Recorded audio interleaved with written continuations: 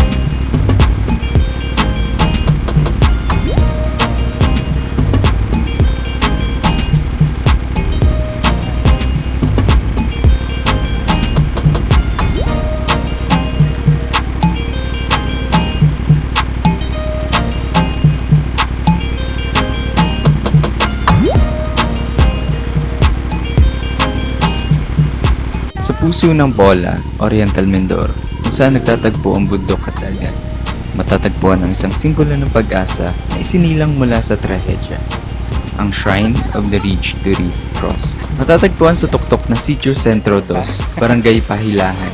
Ang dambana ay higit pa sa isang monumento, isa itong paglalakbay.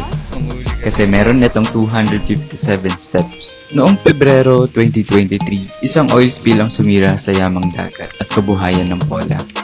Ngunit mula sa dilim, pinili ng komunidad na bumangon sa pamamagitan ng pananampalataya, pagkakaisa at isang pangarap na muling pagbangon. Ang cross ay may taas na 12 feet at may bigat na 1.5 tons. Ito ay may isang makapangyarihang kwento. Si Lucky Saloyog, isang sculpture, ay lumikha ng figura ni Cristo mula sa 5,600 piraso ng scrap metal.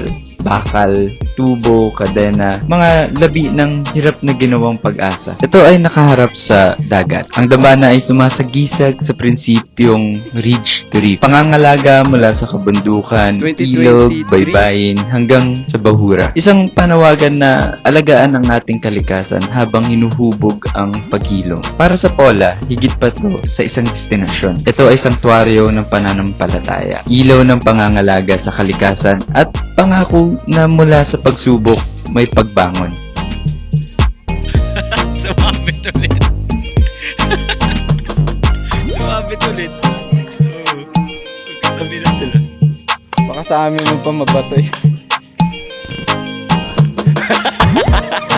Layo!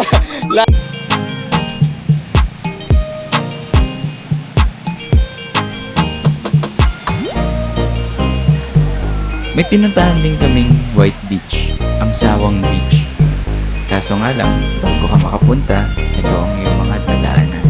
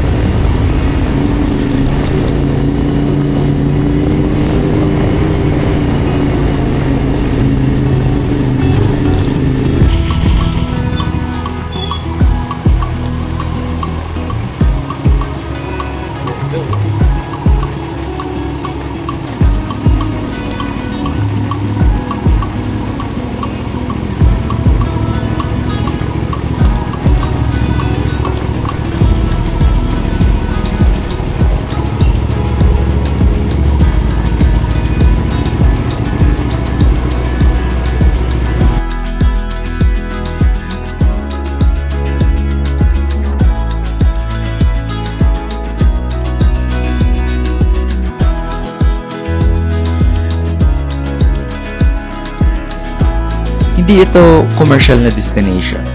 Walang magagarbong resort, walang ingay ng nightlife, tanging kalikasan, simoy ng dagat, at ngiti ng mga lokal na nag-aalok ng sariwang buko.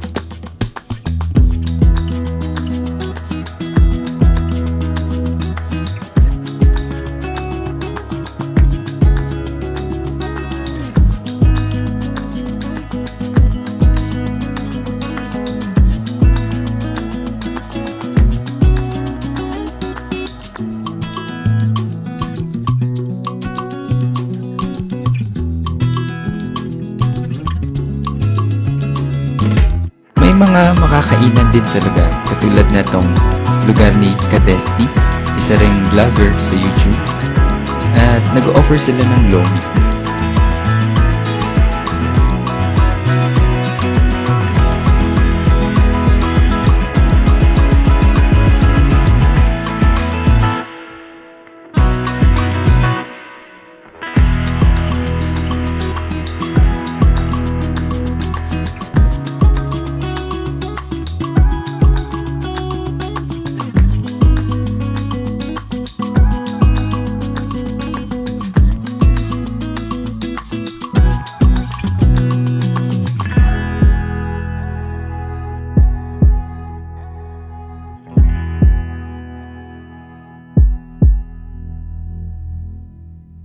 Hanggang sa muli, Paula.